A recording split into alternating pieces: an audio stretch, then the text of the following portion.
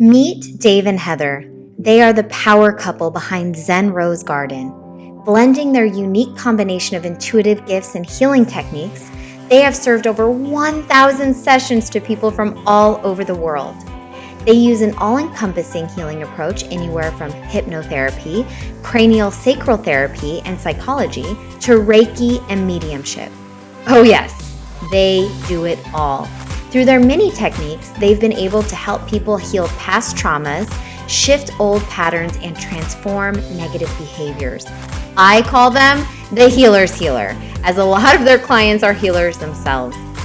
Although they specialize in many practices, they really have one simple mission in mind, and that is to help people to live their most authentic life.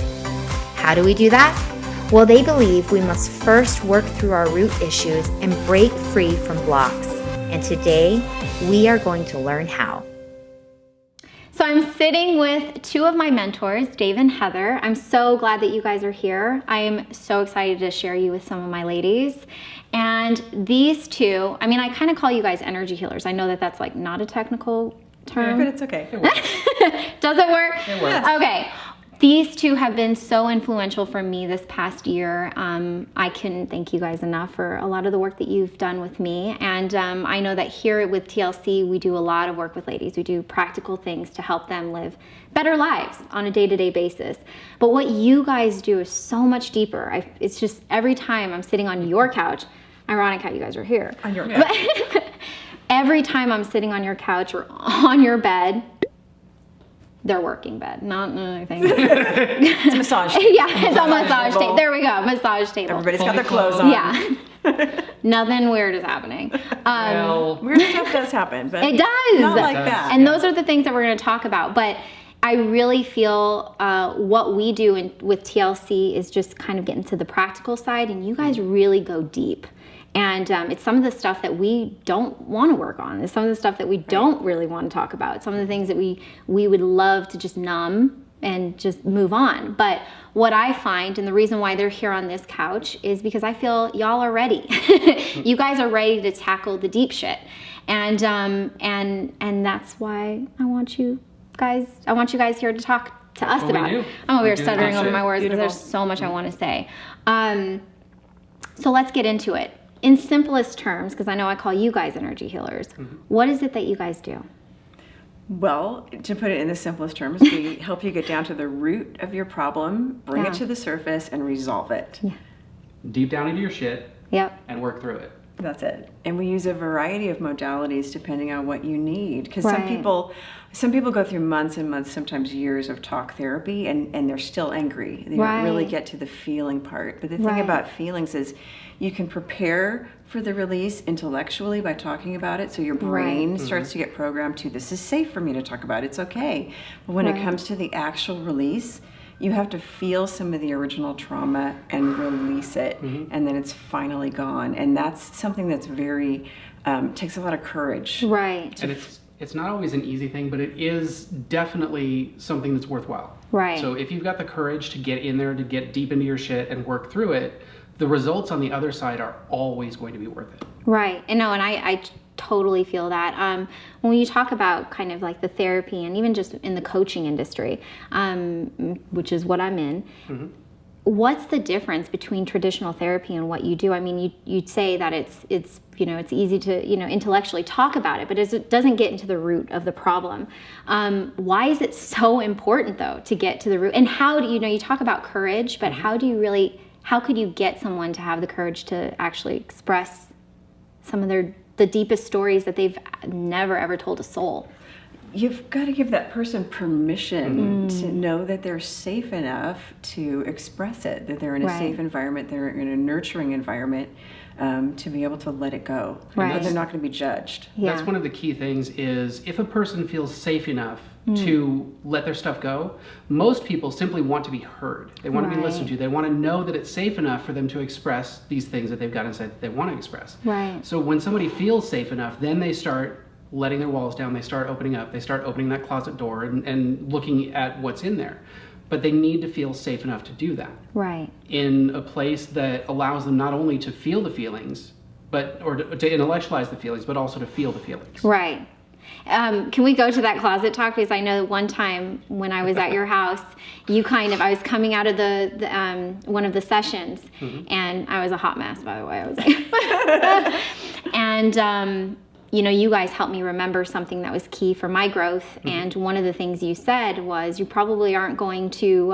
It's probably not going to solve itself right away, right? This session isn't going to solve itself, because it's almost like when you're cleaning out your closet. It gets messier, right? When you're trying to organize your closet, you're taking things out of the drawers, you're remembering things, you're like, oh my God, what do I do with this? What do I do with this? Is this going to serve me? Can I get rid of this? And it's like you're opening up kind of like a can of worms. Like you just open up a shit ton of drawers. And and that metaphor really helped me, because when I went home, I was like, I was still emotional that whole week, but really it shines a light on what's necessary and what's not necessary anymore. And it plays a key role in like a lot of the patterns that we get ourselves into. And so I love that metaphor, by the way. Absolutely. And I think that's it. We get so many years we're squashing down the issues and the fear and the anger. It starts off with anger, but when we experience the trauma, we may not always have the tools or the strength to process the anger, so we repress it, and it turns into depression and fear and anxiety and worry, and we don't even really remember what we're angry about anymore. So, and the problem is, after 6 months of feeling something like that, the brain actually starts to shift and change, and the chemistry of the brain changes. Where it did once feed you serotonin and endorphins, now it's changing. So we pile happy on top of it, like drugs, Prozac, all of this stuff, and it creates a false sense of happiness. So in order to get back to that natural state of bliss, you have to validate all of those nasty negative emotions one by one and peel the layers off and let them see the light of day and let them have a voice, because that part of you that hasn't had a voice is the part that's hurting and depressed and angry, and it just needs to come out and go blah. No, I'm so happy that you said that. Oh, sorry, go ahead. I was going to say, with that acknowledging the emotions and feeling the emotions, that's one of the techniques that we use, is to acknowledge the emotion, validate the emotion. It's a real emotion that you're feeling right now. You deserve to feel it. And then explore the emotion and see where that emotion takes you. So if it's anger, you got to acknowledge first off that you're angry. I'm pissed off right now. And then you got to validate it. Acknowledge. And then you got to validate it. I deserve to feel this feeling. This is a valid feeling, and I deserve to feel it. And then you explore it, and you see where that anger takes you. You may not have the root issue when it comes up. You're just feeling angry. So feel angry and acknowledge it, validate it, and then explore it and see where that anger takes you. Just by feeling the feeling, what happens in our work is the root issues tend to come more to the surface. So somebody feeling angry, they don't know why they're feeling angry. They're just, I don't know, I'm feeling angry right now. That feeling gets triggered. And then by exploring it and going deeper into it, we get down to that root issue. Maybe it's like 5 years old. My mom said something that I didn't like, and I've been holding on to that forever. So with that, you continue piling these emotions on top of that, trying to stuff it until it explodes. And then you go through this stage of stuffing it again, because we don't want to lash out. We don't want to hurt people. So we stuff it down. You know what we find too is that sometimes when people are on our table, it's the first time they've ever been validated with that emotion in their life. So which is massive. They may be 5 years old and they were never allowed to really express their anger, that they were being hurt or no, it's not right to feel molested angry. or anything. They weren't allowed to feel that anger as a child. So, and then they grow up as an adult and they don't know how to feel angry at all. Or even worse, they invalidate their own emotions. Which we see a lot. I hope y'all are taking notes, because this is, I want to say that exactly what you just said with just the anger. I can personally, the reason why I came to you guys finally, my mutual friend, or our mutual friend, Simone, your also client, she's been telling me about you two for years, and how much you have helped her. And I think it's important also for you all to know that even as a coach, I went through my shit time this year, and you think you work through stuff, and you think you have all the tools to get you through, or get you through the emotions that you don't want to feel. But I can honestly say this summer I was stuck. I was like, I know everything that I should be doing, but it's not helping me. And that's when I was like, I have to see you. And yeah, sitting on your table and really going into that child, the 5-year-old. I mean, you said you just threw that out there, but that was the age of so many memories for me and so many things that I held on to that little girl wanted to like feel and cry and be angry about. And I feel like tapping into that, I understood now why I, act a certain way, or the patterns that I keep keep showing itself in my life, even in the things that I do now. Well, I think what happens is that people will often try to go through the process on their own, Right. and try to read the books and go to traditional therapy and all of that. Mm-hmm. But they get to these points where the trauma starts to be triggered and comes to the surface. Right. And they try as hard as they can to approach it with that adult mind. But what happens with the mind is it regresses to the age they were. So your 5-year-old is surfacing in that moment, and that 5-year-old does not know how to process the emotion. Right. You can't rationalize it as adult self. Right. Right, so you got your adult self and your child self kind of going, ah. So then you call us and we walk your 5-year-old through that process. Right. But the 5-year-old has all these feelings like guilt and shame. I'm not supposed to feel this negative thing. Oh, it's my mom. I can't Right. feel this way about my mom. Yeah. I can't get mad at her. But you do feel this way Right. about your mom in that moment. And the conflict comes where your adult self in this moment probably has a great relationship with your mom or your dad or Yes. whoever Right. Yes. hurt you. So it's really hard to go back and look get at angry at that person. that Right. part of yourself that's still angry. Right. But that part still needs to voice itself. Right. And that's exactly how I was feeling. I mean, like a lot of times when you go back into memories, you know, like my younger self would be mad at people that I'm like cool with now. Like Right. I've gone through, that's when I was like, I've gone through all this. Like, I've you know, worked it. me and my parents are cool. Me and my mom are cool. And then you really go back in time and you're like, no, we weren't cool. We are weren't- now, but we weren't then. We are now. We But we figured weren't it out. then. But we weren't then. And that still resurfaces. That's the part that needs to be acknowledged and validated Right. Even if it has nothing to do with with what's happening now. Right. Right, because it Or does, with your mom, yeah. Yeah. it does evolve and change because the thing is you develop habits Yes. in Right. your adult life that are based on those traumas that happened when you were a child. Right. It's resolved with the person, yes, but now you have the habits Yeah. that have been created from that trauma. So you've got to go back, resolve the trauma, and then the habits kind of release themselves, whether that's overeating or being angry or self-sabotaging Right. or any of those things that you just can't figure out how to resolve on your own. Right. Right. And I think that's a lot of, at least a lot of the ladies that we have a relationship with the ladies coach.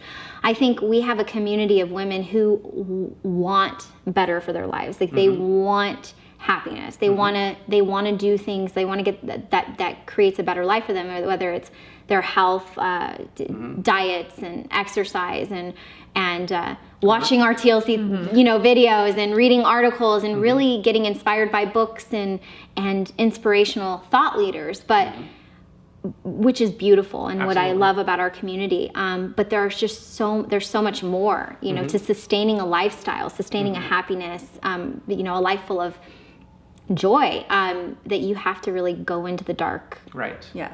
shit. Yeah. And Yes. that's really that's what we call uncomfortable. going into your underworld. Yeah. Oh, I like that. It's kind of scary, but it's painful cool at the at same first. time. But Once you get familiar with it, it's less scary. Yeah. And it's actually an enjoyable place to be because then you work through the deep shit and then you come out the other side feeling Right. even better every time you do it. Well, I think, as a student of shamanism and traditional healing myself, I've always been fascinated with it. And for centuries, for eons, for thousands of years, we would go in the tribe or the community to the shaman. And that shaman encompassed the priest, who Right. was the person who takes care of your spirit, and they encompass the physician who took care of your body, and also the psychologist who took care of the mind. They were all embodied in one person. Right. So it was body, mind, spirit healing. Yeah. And so, but now the age of enlightenment happened, and so we got very sophisticated, and now And we have segregated. Now we have the physician who takes care of your body, but has no idea what's happening with your spirit or your mind. And we have Right. the psychologist who takes care of your mind. Not that they're ones who aren't aware of body and spirit. Yes, there Right. are very good ones, but they're not really aware of what's happening in the body and the spirit. And then you've got the doctor, or did I say The priest. doctor? The priest, Yeah. who's just aware of the spirit but isn't focusing on the other. encompassing. So I think what we do is try to encompass all I know what three we do. elements. That is what we do. We Yeah. encompass all three elements. So really, it's kind of almost traditional shamanism in a way, but not really. Modernized. We look at the body, the mind, and the spirit and how they're interplaying with one another. Right. And I think that's where the real healing is. Right. So I think that's why a lot of times we'll get a person who's been in traditional therapy for 6 months to several years, and they'll have an immediate release with us because their mind has been preparing it for it, but Right. they haven't been able to completely Right. into the leg. body part. The body has to release. Yes. Right. No, I can completely see that. I know that you actually had a traumatic experience in your life where you had a vocal damage, right? Yep. Is that like, can you explain kind of that whole situation and then how you, because I know that you went and saw the professionals and they were like, no, there's nothing Right. that can heal you. So how did you come out of it? Okay. First of all, what was the vocal damage? I was like, were Okay. you mute? No, I was not mute. I could. What? I could. It's Yeah. okay. No. No, it was a physical. It was a physical disorder. Well, what happened was I was a professional singer for many years. And so I had total control of my voice and was used to entertaining and performing and using my voice for my living. So if anybody would lose their voice, it wouldn't be me. Right. But for people that use their voice to express themselves, this disorder hits most efficiently. And It's called spasmodic dysphonia, and it's an incurable disorder. What happened was I divorced my husband of 18 years, and it was extremely traumatic. But what happened was that triggered so many events from my childhood where my voice was repressed. I was invalidated. My thoughts and my feelings and my emotions were just shoved under the rug. You don't want to feel that. You're happy. You don't feel sad. No, you're not supposed to hate people. All of these things about my own emotional journey were invalidated. Well, I was married to the person who kind of did the same thing to me. When we divorced, it was very traumatizing. I was betrayed. I was hurt. There was a lot of emotional betrayal. And instead of having a really nice breakup where we parted as friends, there was a lot of attack. Right. And so I just began to shut down because it was constant state of fear and trauma for myself, for my kids. And so little by little, my voice did this. And what happens is the fear sort of constricts the vocal cords, and so they begin spasming every 5 seconds. And I went, there is no way I'm giving into this. I went to my vocal doctor, who, you know, I always go for my checkups because I make sure my voice is good. And he went in there and he said, yep, you've got spasmodic dysphonia. And the cure for it is, there is no cure, but you can have injections of Botox into your vocal cords every 6 months to partially freeze them so you can have a normal speaking voice. Oh my goodness. And I said, no way. Not going to happen. And he says, well, it's not really, it'll help, but it's a stopgap. And I said, no, I'm going to find a cure. Yeah. And so I did my research and I looked around and just started down my path of the body, mind, spirit healing and kind of reopened my previous interest into this kind of work and just went down the path. And David and I met along my journey and kind of developed our own system of healing, kind of with trying to cure my voice. during the last 6 months of her journey. Yeah, he kind of met me during my Wow. last 6 months. It's a 2-year journey, and I explored all sorts of healing modalities and really getting into what is the emotional component of this. Because this didn't come out of nowhere. I wasn't developing it. I had a really Right. good trained voice. It's emotional, Right. which turned into a physical disorder. So peeling back Which the is so layers smart that for you actually years. had that awareness also, because so many people would just, I mean, you would seek the medical help, and if that was, it's like Bible, you know, this is what you have and it is not curable. And I feel like, yeah, most people feel defeated, but you had that curiosity in you to kind of, I think I had come so far, and it took so much courage to leave my ex-husband, because not only was I leaving him, but I was leaving a system with my family that was very ingrained. And it was so a big psychological break for me. And I said, I've come this far, I'm not giving up, Right. and I'm not going to give my power away. I'm going to take it back. So it was scary, but I never gave up. It was just, I'm going to get it back. It's coming back. And I looked at under every ugly corner of where I had given my power away. And it was scary because I had to look at not only the people that hurt me, but how I had allowed that hurt. So that was the key, is my personal responsibility in what I did I love that. to hold Right. on to it for so long. And then it was amazing. One night we did a session, something triggered me, in a parking lot. Right. Can I tell the story? Yes. The No, last we're done here. And next. Okay.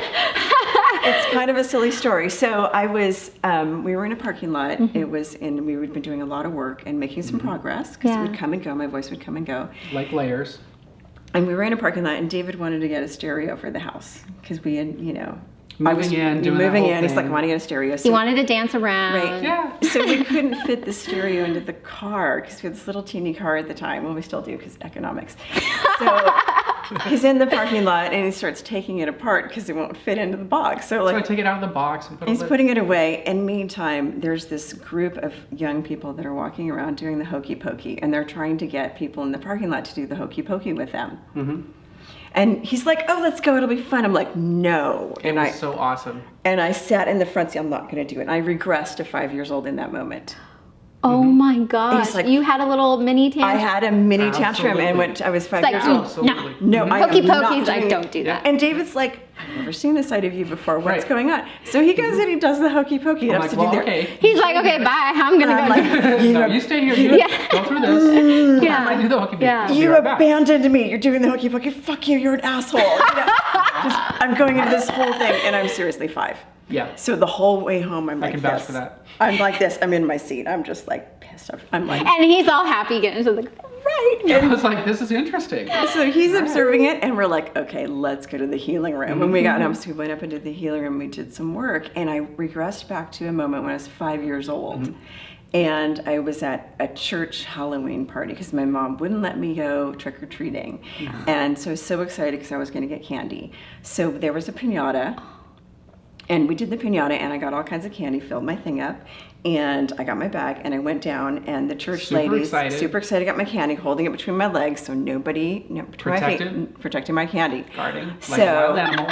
I drew my little pumpkin picture, I was doing the coloring and all of that, and then the lady she goes, hey, we're going to do the hokey pokey. And so she gets all the kids up, and I did not want to do it. I'm like, I'm guarding my candy. No one's making me move from this spot. So she dragged me up there against my will to do the hokey pokey. I took my candy with me, stuck it between my feet, and just stood there like this while everybody did the hokey pokey. And I was furious. So I went home. My mom took my candy away. Oh my. And this sounds like a really silly story, but But at that time, it had an emotional at the time, effect. it had Yeah. and things layered on top of it, you know. And so she took it away. So I'll give you a piece every day. I never saw a piece of the candy. Ultimately, it was taking her fun away. It was like taking my power away, taking my fun away. And we went through a process of releasing that memory that night through hypnotherapy and through this process of this journey that I took in our work that we did that night. And Going back, taking her power back, taking her play back, taking her fun taking back. my candy back. You're like, really? I just wanted my Snickers. Really, okay. really. And the thing is, the healings that we had done up to that point, up to that last release, were really traumatic ones. I Right. mean, that sounds like a silly thing. Right. But the ones we'd released before were so traumatic, like emotional abuse. Because Right. at that age, you have to, and I think that this is a really good story because so many times that we remember things that might have a significant effect right now, we're like, well, that's so We dismiss insignificant. it. That's so little. dismiss it, But yeah. if there was an actual 5-year-old here, you wouldn't dismiss him or her, you hell know, no. for the way that they interpret the world, you know, and that comes up, you know. So as insignificant as we think about it now, because our intellectual grown-up mind, we have more Right. tools. You dismiss the right? child. It's like I was just protecting my candy. Okay, why can't I get over it? It's like those just candy. things are like in you. So Yeah. your adult self is dismissing your 5-year-old Right. over and over. Right. So the next morning I woke up and I had this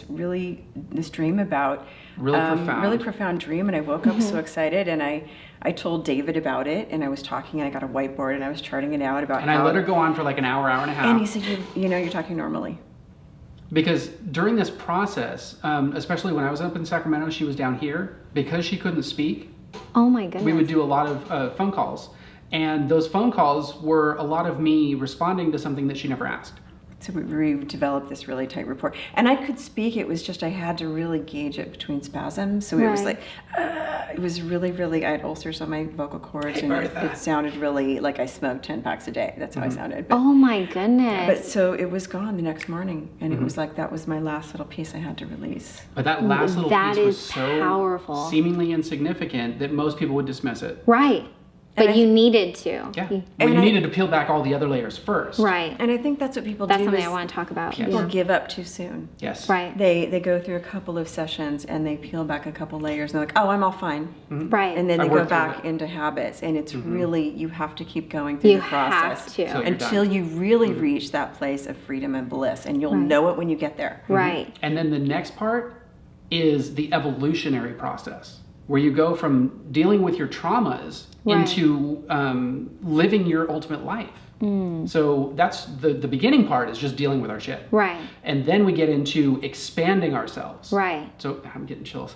So once you We love chills. Those are good. once you get to that place where you've like dealt with most of your shit, then you start getting into the next level, the next level, the next level. You start evolving your consciousness, evolving your being, evolving your life. And that's something, ladies, that we talk about all the time. And that's so, and this is the reason why you two are here, because I truly believe that. I think until you die, you're constantly peeling back. And I think that it's important for everyone, no matter what age you are. Right.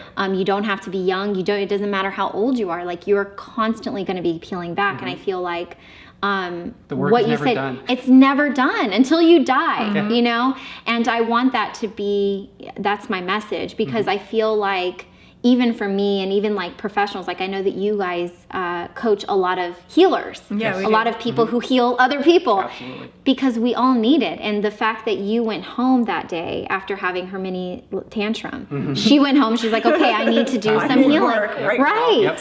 And that you were open to doing that. I feel like that is such a, It's a practice. right. It's a practice. You've got to get as familiar with that as you do with dismissing it, as you do with putting it off to the back burner, as you do Because with... we're good at that. Yeah. Right. We're good at that. We're like, that's, Been there, not fun. I don't Yeah. want to deal with that right now. Yeah. I'd rather watch movies or, Right. whatever, escape. and I think one of the things, and this is actually helping me a lot right now, because even when I see you guys, there are times where, and we talked about this and kind of are working on it, but I feel like I don't want to say things that are coming up because I feel like it would be stupid. Right. It'll feel like, oh, that's really immature, Crystal, Right, right? But that's not you. That's like, because you guys are very much like, no, you have to say those things. For me, it's Just like fucking I've say it. trained myself to say, well, that just is stupid. Like you're making a big You're deal out of invalidating nothing. yourself. Self-dismissal. And I think that that's the number one thing we do. Yeah. I think, And I'll tell you why.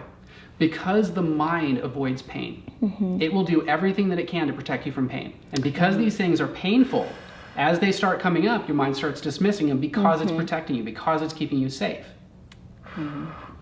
that was powerful. So the mind is protecting you from pain. Absolutely. The And mind it is will working dismiss- as designed. So then how would you say, like, for someone who is in the middle of, or would identify as having depression, is that the mind, like, what is depression to you? Because, if you think about what we believe about having depression is like, you're kind of in it, right? Right. You're in it. So when you say the idea of like the mind is protecting you from, And depression is one of those elements. Okay. So with emotions, especially seemingly negative emotions, Right. as the mind starts bringing it up, because it's a painful thing, because we're either going to lash out at somebody else if we've got anger, if we've got some negative emotion, Right.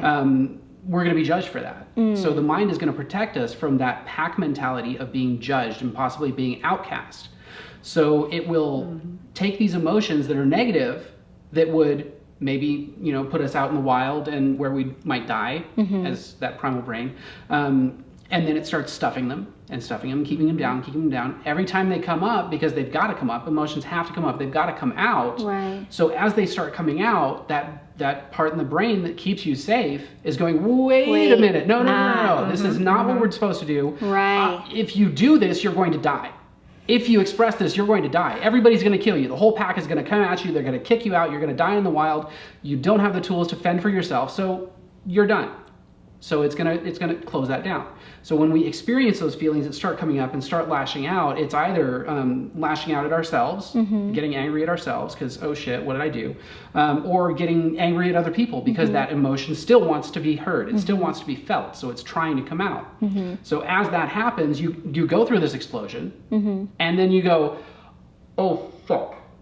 what the hell did I just do? And you feel guilt and you feel And you shame, feel guilt, shame, for so showing you those start bad emotions. reeling it back in, closing Right. it back down, tying that knot tighter and It's tighter. like a never-ending. And that's your depression. Right. You go from depression to unmanaged anger.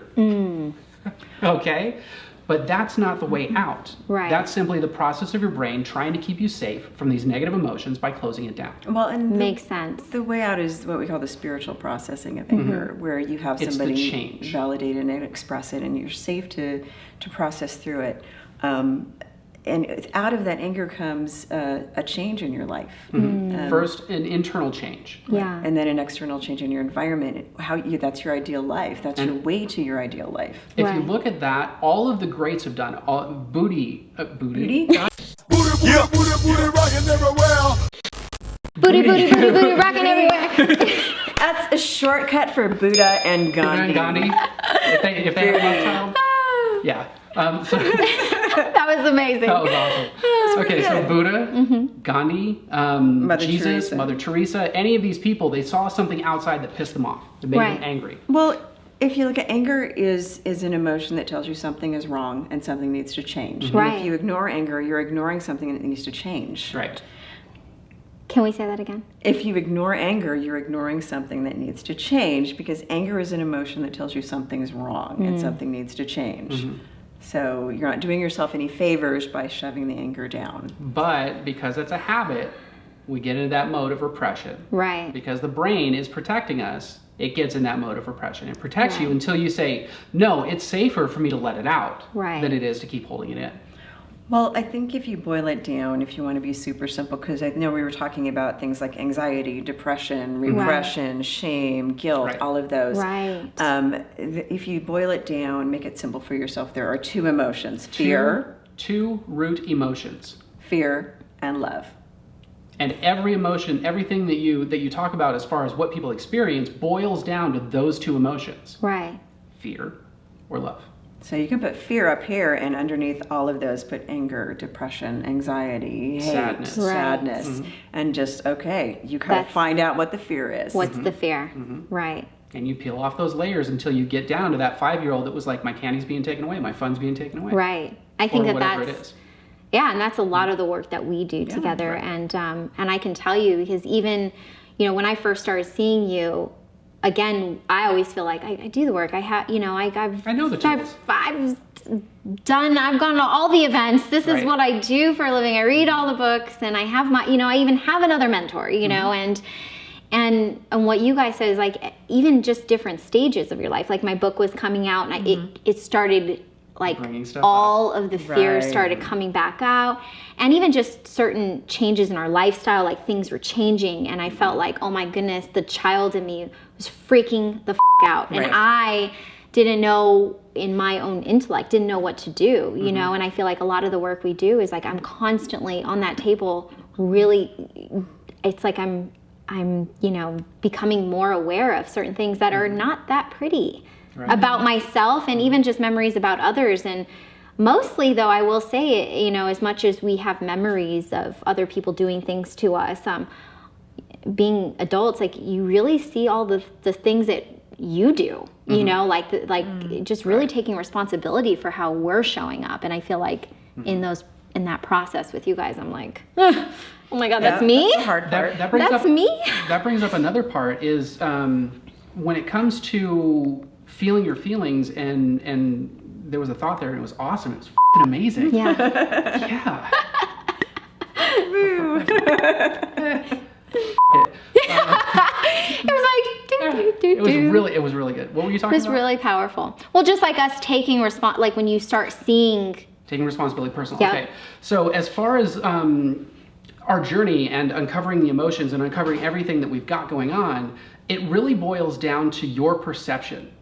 Your perception of any event that happens. Your perception creates your reality. How you choose to see the world is exactly how you're going to see it. right, Because you don't have any control over the external environment, you can't change that. You can't change the world around you. so it's like the meaning that you give Absolutely. to each situation, it can be empowering or disempowering. Absolutely. Oh, yeah. So we have control over our perception. Thereby, we have control over our entire life from the inside out. Right. So then staying with that, because that's something that I truly believe in. what about for those, and I know that you help a lot of people who have had traumatic events, rapes, molestations, abuse. How do you get them, because I know how that's a disempowering event. That is something that was taken from you. It's like, you know, a lot of my ladies feel like, you know, like we were talking about the shame with the body, like your body isn't yours anymore when something like that happens. How do you right. At first it's a disempowering event. Right. So how do you someone who has struggled with, one, it's you have to kind of tell the truth. You have to you have to seek the help. You have to go and express yourself. You got to be ready for it. But how do you know how to help that person? Because I mean, like, as disempowering of a story that is, and they come and they're trying to do all these things, right? Follow TLC or do all the diets and the healthy living and yoga and meditation in the world.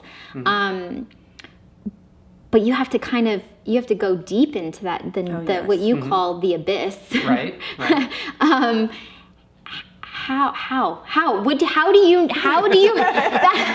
because I know a lot of my ladies who are watching right now are going through some really dark times, and I feel like they don't know who to reach out to. They don't know who to talk to. They feel a lot of guilt and shame, disconnection. They might want to numb themselves. They've gone to specific professionals, but they're not really getting into the root of it.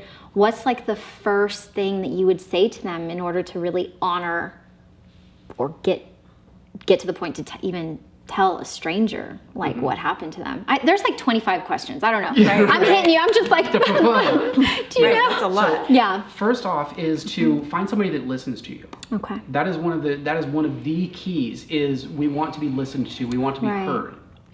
We want to be supported in our process of release. Right. Well, I think we're talking about this validating. I mean, when you make someone feel safe, when they're in a safe environment, and they can talk about these things. They don't want to hear something like, "Are you sure that happened to you?" and that kind of thing, because they've heard because that a lot before. of like they have the family doing that. Right, the family's already doing that. Yeah, are you sure? Is your memory good? Like, so it's a lot of like, no, that's not happening. And I feel like a lot of people don't trust themselves that that's the truth. Well, I think it's really important to listen to the person and to validate their belief about whatever it is that's coming Whether up. or not it happened is irrelevant. Right. Because in their mind, it's a real thing. True. Right, but validating that person and that event is very important, because then they feel like, okay, this person can hear what I'm saying. And then they go to the next step, the next level. One thing leads to another. Someone might not tell you about their traumatic event the first session, but if you're invalidating their feelings and telling them, oh, you shouldn't feel that way, or let's get you feeling happy right now, then they're not allowed to really feel what they need to feel. And take it to the next level. And they might need to feel really shitty for the first session. It's like many doors that you've got to go through until you're ready to release and let go. That's what I love when you said like you're peeling back the layers. So it's like layers, it's like doors, whatever metaphor you want to use. When you're looking at this and you go through the first door, you come to the first door and it's locked, and you've got somebody at this door saying, "Are you sure you want to go in? Are you really sure? Right. Are you ready for this? Are you sure you're ready?" Right. Then you're like, "No, I don't want this door. I want a different door." Like, actually, I'm not ready. No, fuck you. Bye. So then you find the next door that works. Right. So you're gonna, in the beginning, when you're starting to go on your journey of healing and discovery and finding out what your roots are, you're gonna find several different people. You're gonna go to several different people, whether it's friends, whether it's professionals, whatever it is, life coaches, gurus, whatever you want to call it. Wherever you're led to, go there and see if they listen to you. Right. See if they're willing to open that door for you. If they're willing to open the first door or let you open the door yourself, then go with them. Right. Until they stop opening your doors, until you feel like you progressed enough with them. And what I love about you guys, I feel like everyone's going to come to you for a shallow thing, right? Like, and I know this in just our practice too. Oh, boyfriend cheated on me, and blah blah blah blah blah. So it's like it's and again, it's not a shallow It's a gateway. It's a gateway question. It's but, a door. And I don't want to, I mean, I'm not trying to belittle anyone's like No. problems, but Everybody's we valid. all do that, right? I come to you and I'm like, well, there's just like thing, I'm just nervous about I'm like stressed out and I feel cranky. That was that's literally what I said. I'm like cranky and I don't have any patience. So that's what I'm dealing with. But then it's so much deeper. Yes. So we all will come, you know, and ask like I will call it like a shallow type A question. superficial surface question. Surface question. And what I love about you guys is you handle that. It's like you don't, what's really like, you don't take them down. You didn't take me down to the, you know, my depth. Like even though you probably could see it and you can see that there's other things. What I love is that you allowed the space. So you felt cranky. Yes.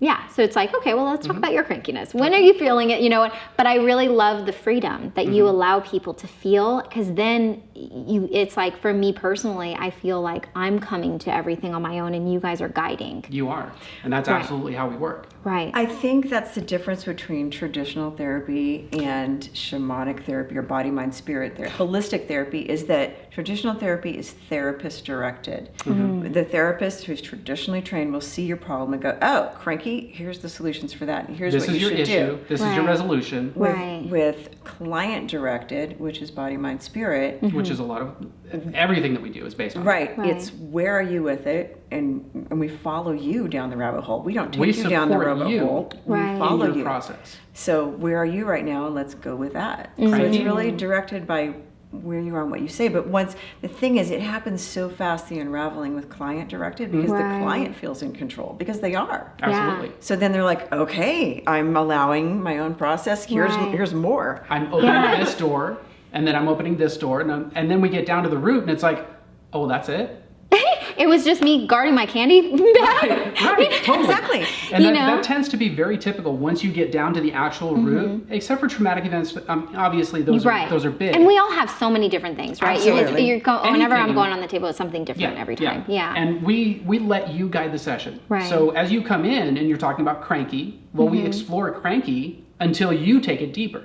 Once you take it to that next level, then we go to that next level. So when people come in, they may initially come in for a superficial issue, I'm cranky, and then explore the next level. So people come in, they may access 10% of what we're capable of, but it's 100% of what they're ready for. Right. And then we take it to that next level when they're ready for it. Right. And I think that's really important, like, for people to just trust themselves and trust what they're ready for. Yes. I think a lot of us are so much wanting, like, and I know that we're here to help people, but I feel like People want a guru.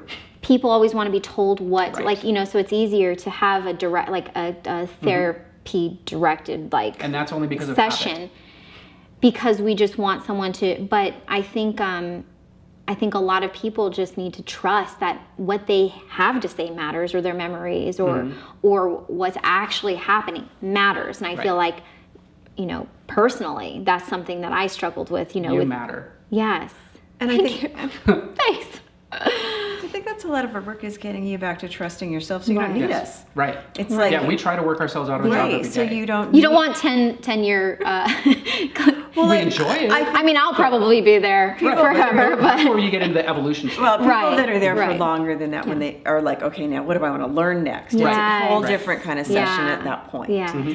But yeah, so I think that's it, is that when the client feels safe, their subconscious takes over. Right. And so consciously you're thinking, here's my issue, but your subconscious is saying, oh, maybe I can be safe, so that the subconscious starts shooting out issues before you know it. Your It's like, conscious oh, here mind you is go. like, oh, why did I say that? And that's a crazy thing that happens too, is testing the therapist. So the subconscious mind, there's a part inside of the subconscious mind that knows everything that got stuck, where it got stuck, when it got stuck, and how to release it.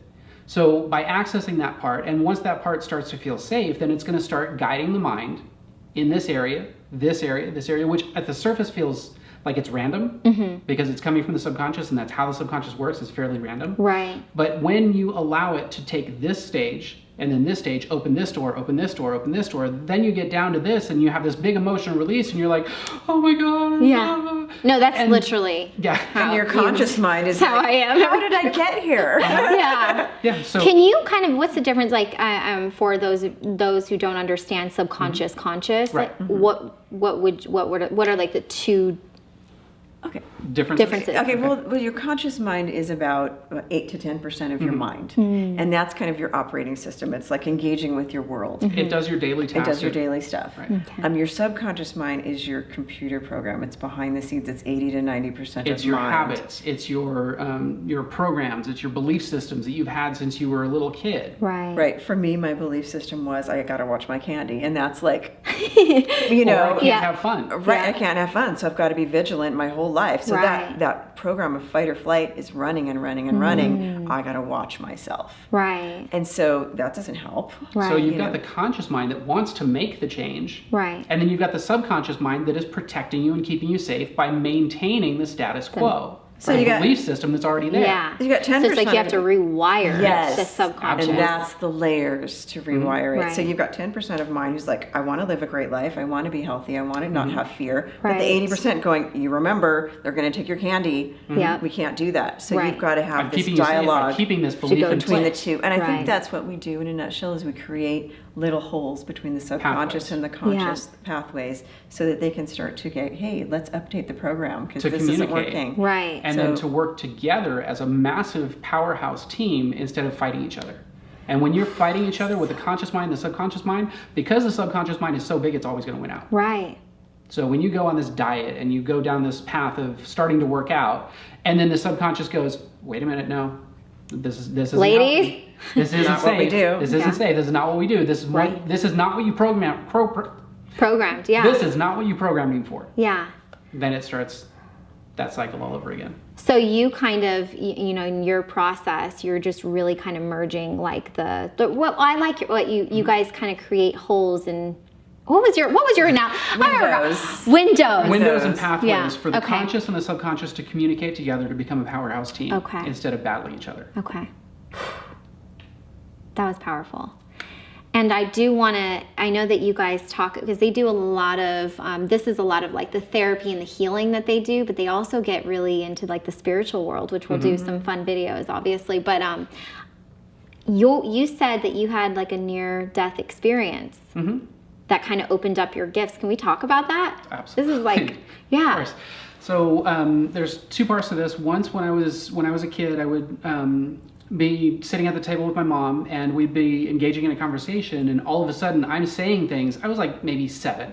Yeah. So I'm saying things, talking to her, and she's just looking at me like mouth drawn open, and I have no idea what I'm saying. All I know is that's what she needs to hear. So I'm speaking these words, it's coming out, I'm like, blah, blah, blah. Meanwhile, she's like over here, jaw drop, bawling her eyes out, and I'm like, okay, I'm gonna go play now. I had no idea what it was called. Yeah. I had no idea what I was doing. She needs to hear it. Okay, I'm done, and I go off. I learned later that that's something called clairsentience or claircognizance, where you have like an instant knowing of things. I didn't know that back then. I just knew I was a kid and Yeah. wanted to go play. And then You just like blurt crazy things out. You're like, okay, bye. yeah. Which is great for our work. And then the other element to that was when I was about 9 years old, I was playing indoor hockey. And there was this kid who had some mental issues, and he was coming, and we were both looking at the ball. He was coming in, and just whack, right across the bridge of my nose. I mean, there's a scar there. I don't know if you can see it or not. And I was laid out, knocked out. And I woke up to the paramedics over me, you know, felt like there was blood coming down my eyes, all this other crazy, went out to the hospital, got some stitches, all that. And I had no idea what happened, okay? I just knew that I was gone, I woke up. And it wasn't until Heather and I were doing some training with craniosacral therapy, which is light touch therapy, and we were doing some learning with that, teaching with that. And Heather was actually on my head, and we went into that process again. And when we went into it this time, I had realized that I had gone and basically died. So I went to this place that was black. And I was like, there's nobody around. Wow. And in that moment, I felt so alone. Because even then, I knew that there was supposed to be somebody to come and pick me up. There was supposed to be somebody to meet me on the other side. And there was nobody. So I felt completely alone, absolutely just like no support in the world. And that's kind of how I felt in life too. Right. And when we were going through the process, she was like, well, turn on the lights. And that was probably one of the most amazing experiences that I've had, was that feeling of hopelessness and being unsupported, and then waking up and realizing that as I turned on these lights in this imaginary place, there were so many spirits and beings and guides and guardians and angels around me. It was like, we've been waiting for you. To turn on the lights. To turn on the lights. So that's... Wow, that was really powerful. It still is. It still is. Thank you for it's sharing. freaking awesome. Oh my goodness. Oh, thank you. Yeah. Wow. Vulnerable. Do it. Strength Just and do it. vulnerability. Yeah. Absolutely. That's our next You gotta block. have the balls to let go. Thank you for sharing that. I think that's okay. Well, I think that that's so beautiful that it's really just important for them to see this, because I feel like as healers, you guys really do share and are very vulnerable. You know. Absolutely. You gotta walk what you preach. Yeah. Thank you. That was bad. Oh my god. What's the next question? We're just gonna cry now. Thank you for sharing that. So, and that's something that I'm like totally interested in learning.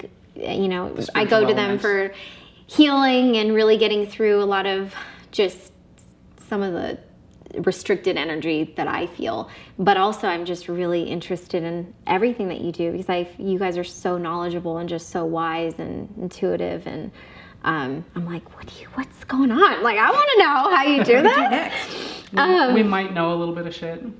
Just a little bit. No, and I really feel that helps in the way that you build rapport with people, like me sitting on the couch, and really just kind of, you can feel what's necessary, you know, and I think that that's like a beautiful Right, and we can do that worldwide. It doesn't have to be physically present. Yeah, so that's something that we'll definitely talk about is, ladies, if you ever want to work with them, which I suggest happens immediately, we'll get all of the information to you, and they do Skypes, calls, everything, and they've been absolutely necessary for me, and I just want to thank you. Thank you. I'll see you tomorrow. And and I just want to kind of just go through a couple of questions. I know that we have to kind of close off and kind of wrap it up, but I just want to go through some of the things the ladies wanted to know. I know that we went through so much in this interview, so I'll just go through some of the questions I feel like we can kind of wrap up. How do we find peace after a traumatic event? Or like, how do we begin to find peace? Go into your shit. The fastest way to peace is into whatever emotion is blocking you from that peace. Just go into it. Just go into it. Go into it. Well, I think peace is a naturally occurring state. So After- is bliss, and so right. is happiness. But we got to clean out the muck at the bottom of the swimming pool before the water's clear. And that's how you get to ultimate bliss and peace. It was when I finally released all my stuff, I was like, oh my gosh, I feel amazing and light and happy, and I don't feel like I did anything to get here. Right. And then it's just fun. I love how you said that. It's a naturally occurring state. It just Peace is a happens. natural byproduct. You don't have to force it. No, not even close. It's but you have If to go you're into looking for peace, you're going to miss it every time. Right. We can end now. I'm just kidding. I love that. So we kind of went into anxiety and depression, but what about, you know, we do the work, we're constantly doing the work, seeing the people we need to see, we're reading the books, we're watching all these videos. Watching TLC.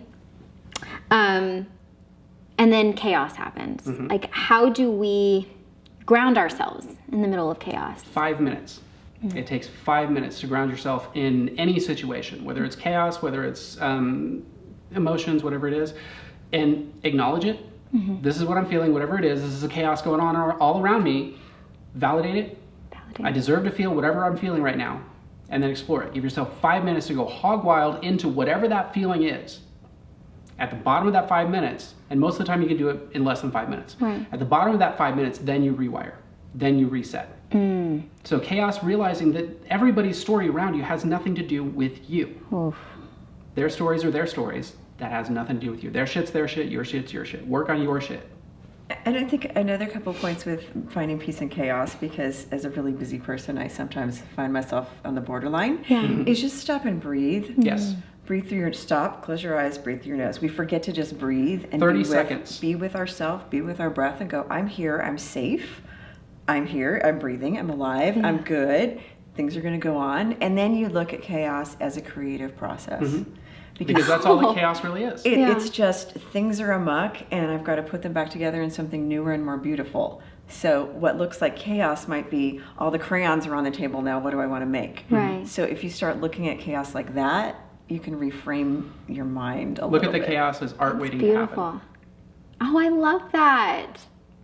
I'm having a free session here. Yeah. Gosh, I think we went through most of the We went questions. boom, boom, boom. Yeah, because I know that a lot of the questions were like the fun. We're going to go into some fun videos about the crystals and what kind of, ladies are all up in this world and they want to know kind of how to use Everybody them loves and crystals. stuff. They're like little treasures. Yeah. Everybody loves crystal. Yeah.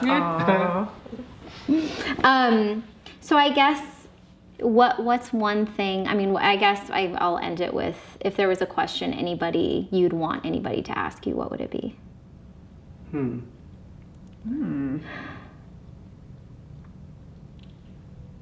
Wow, she stumped us. I know. I came prepared too. There's a question anybody would want to ask us. I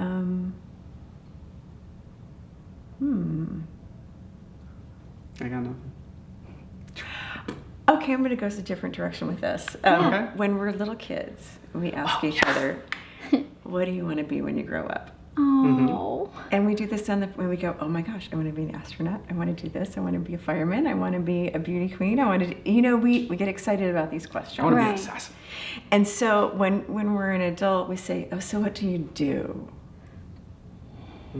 And so now Tell me about Crystal's what got kind to of car go. you drive. Yeah. Tell me about what kind of place you live in. Yeah. Tell me how much money you make. Because what you do is tied to what Who your you are. materials are. What your Yeah. worth is. Yeah. So if I went up to you and I said, hey, who are you? Tell me about you. Then you're like, there's no stress about I have to prove myself. You're like, oh, I'm this, and I like sushi, and I like Riesling, and I like this and that. And so it opens a conversation rather than a competition I Yes. about love ourselves. that. I think that's where I would take this Because then you would question. find so many things in common with someone. Absolutely. Yeah. Yeah. Because when you ask what do you do as an adult, It And if automatically somebody asked triggers- you two what you did, oh my God, it would be like, here's, well, I am. yeah. so I think we love get that. out of that state of being and get into that state of doing somewhere Yes. between childhood and adulthood, and then that brings so much stress to our life. So remember how to be more. remember how to be. Is something we firmly Yeah. believe. Yeah, I love that. And ask about a person, not about their doing. Because they're I doing think that's something that we should do. I think that should be our next actionable. I think when you're engaging in conversations with people you don't know, instead of asking what they do, connect with them more and ask who they Tell me are. about you. Who are you? Yeah, I Tell love me your that. story. What's your story? Stories are amazing. I love stories. I love it. So where could they find you? Well, they can go to our website, zenrosegarden.com. Beautiful. They can also find us on YouTube. Search for Zen Rose Garden. Instagram. I mean, we've Zen got Rose so Garden many. all across the board. Yeah, Pretty just much. go Pretty Zen Rose much, Garden. yeah. There's us. We're on our most active places are Instagram, Facebook, YouTube, and our website. Yeah. Beautiful. Thank you so much. I am so so honored to welcome. have you here, and I it's know It's been a that pleasure. I know that my ladies can learn so much from you. And if you can, if you've learned anything, please comment below your ahas, and then also make sure you look them up and get in contact with them. If you know that there's something that, the fact that you all sent me emails to ask questions means that there's an opening. And I feel if if it's already a sign in you and there's an opening, go through it. Open that door and ready, really. If you're ready, go through the door. Yes, just go through it. Just do it. Just do it. Nike, okay? And really, I'm blessed to have them as mentors, and I wouldn't bring them here if I didn't feel like they could serve you. So really, really just go through the door and contact them and get the help that you need. Or if you're just interested in really cool shit. Mm-hmm.